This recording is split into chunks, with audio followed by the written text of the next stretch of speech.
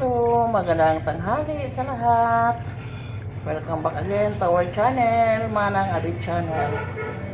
Ayan guys, nagawa tayo ngayon ng naghugas ako ng dahon ng mangga. Nagkuha kasi ako ng dahon ng mangga, siyam na dahon. Kasi guys, panghimughat. Luna sa binat guys, tawag ng bugat binat. Guys, kasi biglang sumakit yung katawan ko, yung balakang ko guys, parang ngulungul, anong tawag dyan, biglang sumakit. Siyam na dahon ng mangga, 3 piraso ng kalamunggay, yun yung 3 dahon at siyam na dahon din ng dahon ng guwaba, panabo guys ba. Lagaon na to guys, lagaon kay parang atong imnon. Biling nagsabi na din kanang panglunas dito ng daming malunasan ito guys. Andin dahon ng biyabas, siyam din ka piraso. Dapat ito may may gabon or kalipon guys ba. Pero hindi ako nakapunta sa Kapapa, doon sa Payag ni Papa, daming mga gabon doon guys, halipon doon. Pero hindi ko nakapunta ngayon kasi medyo masakit yung ulo ko. Maglaga sa ako mga dahon para pang tambal sa bughat.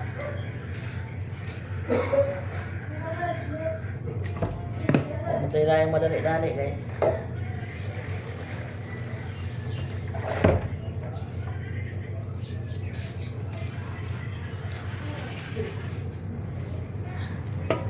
Atong lagaon, andin yung tubig ay gawin nating inumin. Ayan. Bukas magkuha ako ng sa Kapapa.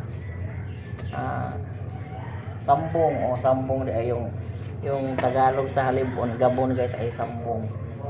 So, yan, ko ito. Pakuluan hanggang mo yung tubig. Ang tawag diyan mo, maitos guys ba. Ma-form na siyang tea. Hanggang matulad siya ng tea. Ito yung iinumin ko guys. So i-try natin, walang makuha sa atin pag nag-try tayo. Pero ito naman yung mga herbal na sabi ni Lolo noon. Kasi sa mga synthetic nga tambal gamot guys, baka magkaano yung natin, kidney. Masakit din yung tagiliran ko, masakit yung balakang. So iwan ko ba. Kahapon isang buong araw akong lakad kahapon sa nanguha ako ng tinawagan kasi ako ni Ate lang kahapon guys na ipakuha yung kanyang mga records doon sa eskwelahan kasi si Ate lang guys nag-apply ng ibang trabaho. Ayan, nag-apply si Ate lang ng ibang trabaho and then nandoon na siya sa Cebu. Kala niya yung mga benefits lang yung requirements, pero pinakuha yung school record, yung niya kanang TOR, yung barangay clearance, sidula. Dami kong nilakad kahapon guys, pero thanks God na natapos na, and then na-send ko na ni Ate lang yung kanyang requirements dito sa Bohol. So kasi dapat uwi si Ate lang dito, pero dahil sa kakulangan ng financing, kasi pa si Ate lang nanguha pa ng requirements, so wala pang sapat na pera para pag biyahe dito uwi. So kung pwede ako na lang nanguha. So buti na lang na nag-send siya sa akin ng authorization para makuha ko yung ano niya sa eskwelahan. And then nagpa-medical na siya kahapon. So sana makapasok na siya ng trabaho this week kasi bukas Friday yung kanyang last deadline sa kanyang mga requirements. So siguro guys na napasaran ako ng kain kahapon na nalipasan ako ng gutom kahapon kasi ang tagal naman ng accounting doon sa eskwelahan kasi daming mga estudyanteng pumila kasi yung iba hindi pa naka-enroll. So siguro i-priority yung nakauna pagpasa ng papel. Ako mga bandang alas 10 na ako nakapunta doon pero nakaalis ako kahapon, nakauwi ako kahapon alas 3 na. At saka muna ako nakakain kasi matakot ako na baka matawag yung pangalan and then wala ako doon sa labas. So hinintay ko na lang hanggang matapos yung nilakad ko kahapon. So ngayon ang resulta pero sige na lang mag-ampo lang tas ginawa guys nga mahil na tayo atong gibuhat nga ang tawag dyan lunas sa binag kasi yung mga tambal guys baka tayo mayroon pa naman ako maintenance araw-araw pero takot ako baka mahulog sa natin kidney natin yung mga synthetic na magpatuyang tagtumar guys ba pero yung yung maintenance sa high blood so palagi naman sana na tayo parang mabigat yung katawan ko guys masakit yung ulo ang dami so sige na lang mag-ampo lang tas ginawa na kini lang yung ating maulan ni atong dangatan kay na pa maglunas manghimughat lang ta guys baka maluna maayo ta ba so yan nagpakulo pa ako guys hanggang lumiit na lang hanggang dalawang baso na lang yung maiwan so yun yung natin kada araw magawa ng ganyan parang hanggang magaan-gaan na yung katawan natin so yan hello magandang gabi kasi guys tapos na tayo naghapunan so yung nilaga ko kanina guys ay nandito parang juice nilagyan ko ng isang pirasong kalamansi yan meron kaming kalamansi dito pero mga maliit pa lang so nagkuha ako ng isang piraso parang hindi masyadong maasim guys kasi tambal ba yan parang hindi naman siya masarap nun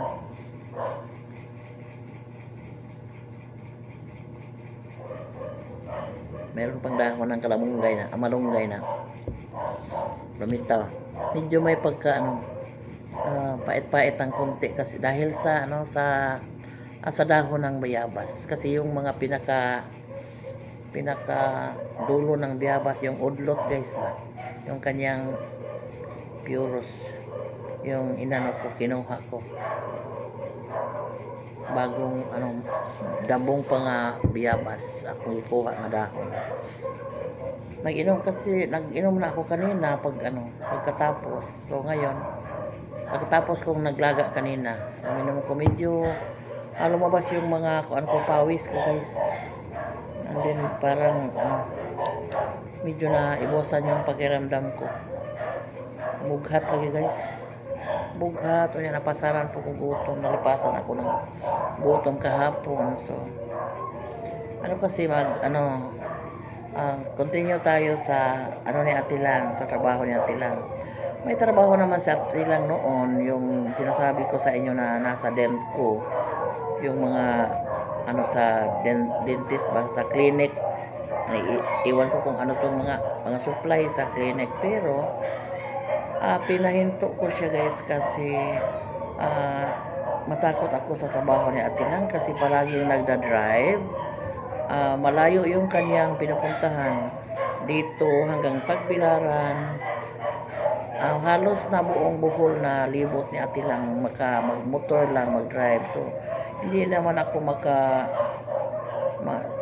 tawag dyan hindi mahimutan guys ba sa kakaisip na lalong-lalo na makarinig ako ng daming disgrasya sa daan. So, sabi ko kay ate lang maghanap ng trabaho na nandun lang sa opisina. Parang ako hindi ko mag-alala sa kanya. Hindi na ako makatulog magabi, lalong-lalo na pag magsabi siya na mama, punta akong Tagbilaran.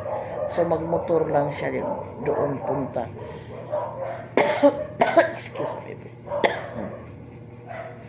So, yun, ano naman si ate lang, nagpatuo naman si ate lang. So, nang-apply hanggang may siya tumatawag sa kanya, and then interview kaagad doon sa Cebu. So nung alis si ate lang last ano ba ngayon, Lunes, Linggo, kasi pag Lunes may interview siya. So pagkatapos ng interview, sinulat yung mga requirements. So dahil may requirements doon sa Cebu, may requirements doon dito sa Bohol. So, nagpagawa na lang ako ng authorization sa kanya, nag-send sa cellphone na ako na lang yung magkuha sa kanyang, kasi wala pang TOR nila, hindi pa nadala yung TOR niya. So, ako na lang nag-request ng TOR, and then, at sabi ng doon sa registrar ay 10 days pa yung TOR makuha. So, yung ginagawa ko ay naghingi ako ng certification na pagka na doon siya nag-graduate, nagpa-certify na lang ako. Kasi urgent yung mga requirements nila hiningi. Doon siya nag-apply sa MEPSA. Ewan ko kung anong department, basta sa office daw siya.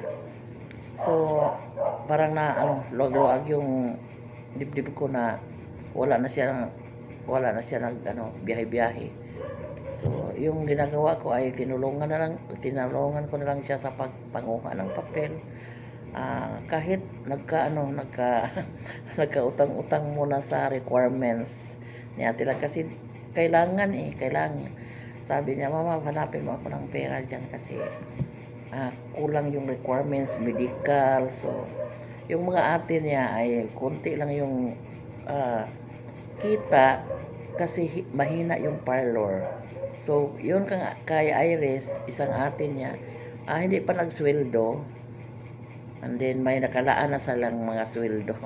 So, yung ate lang ay nagbigay naman sila para pang pamasahe sa lakad-lakad ni ate lang. Pero, yung, yung mga requirements nila, so, hindi talaga ni ate lang. So, naghanap ako para lang yung maka-provide kay ate lang. So, sana diretso na yung ni ate lang trabaho, parang makatulong naman na sa atin. So, sorry sa pagstorya sa habang umiinom ako ng guys, pangpalunas ng binat.